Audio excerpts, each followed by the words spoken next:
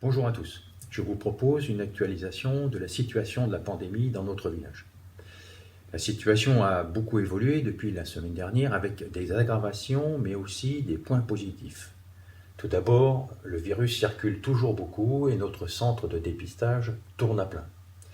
Il nécessite donc une mobilisation constante du pôle médical avec une surcharge de travail importante. Nous pouvons constater une amorce de baisse de l'activité du virus, mais cela reste à confirmer avec la reprise des activités scolaires et le décalage des constats statistiques et la réalité du terrain. Les personnes positives, si elles restent nombreuses, ne connaissent pas dans l'immense majorité des cas de complications médicales.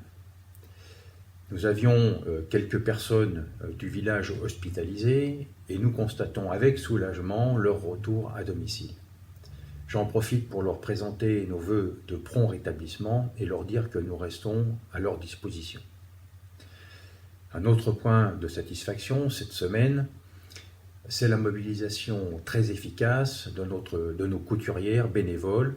Elles ont en un temps record fabriqué 50 surblouses pour permettre aux soignants de l'EHPAD d'affronter de manière plus sereine la contamination des résidents qui avait débuté il y a quelque temps. Cette solidarité est particulièrement importante puisque depuis la semaine dernière, nous constatons une aggravation de la situation à la maison Pouilly. En effet, nous atteignons aujourd'hui un taux de 65% de résidents positifs, ce qui représente une cinquantaine de personnes. De plus, et malheureusement, ce week-end, nous relevons un décès d'un résident particulièrement fragile qui venait de rejoindre la structure. Je profite de cette occasion pour présenter mes condoléances à la famille. Malgré la réactivité et le dévouement des soignants de l'EHPAD, la contagion se poursuit donc avec toutes les inquiétudes que cela entraîne pour les personnes dépendantes et par définition plus vulnérables. Mais je précise là aussi que l'état de santé des personnes positives n'inspire pas pour l'heure d'inquiétude et qu'elles sont bien évidemment suivies de manière tout à fait particulière.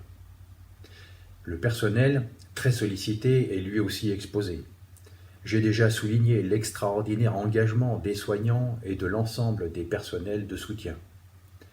Nous devons savoir qu'ils n'hésitent pas à rallonger leurs heures, à annuler leur récupération, à revenir de congé pour assurer leur mission et maintenir le plus haut niveau de soins et de proximité avec les résidents.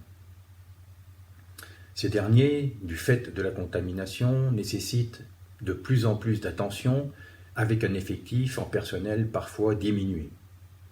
Les 2 à 3 semaines à venir vont être très tendues. Si nous voulons maintenir cette qualité de soins, nous devons aussi préserver nos personnels. C'est un enjeu capital. Dans cette situation, il conviendrait de renforcer l'équipe médicale pour ne pas la sursolliciter. Je profite donc de ce message pour lancer un appel à volontariat aux infirmières et médecins extérieurs. Si vous entendez cet appel, si vous êtes disponible ou si vous veniez à l'être, faites-vous connaître de la directrice de l'EHPAD, Madame Etienneau, qui coordonnera besoins immédiats et à venir avec les disponibilités de chacun. Déjà aujourd'hui, une infirmière arrive de Nancy et ce pour quelques jours afin de soutenir les équipes. Vous le voyez, si la situation générale semble s'améliorer, nous sommes localement dans une grande tension qu'il nous faut maîtriser. Restons mobilisés et disponibles. Les personnes fragiles méritent toute notre attention et les personnels soignants tout notre soutien. À bientôt.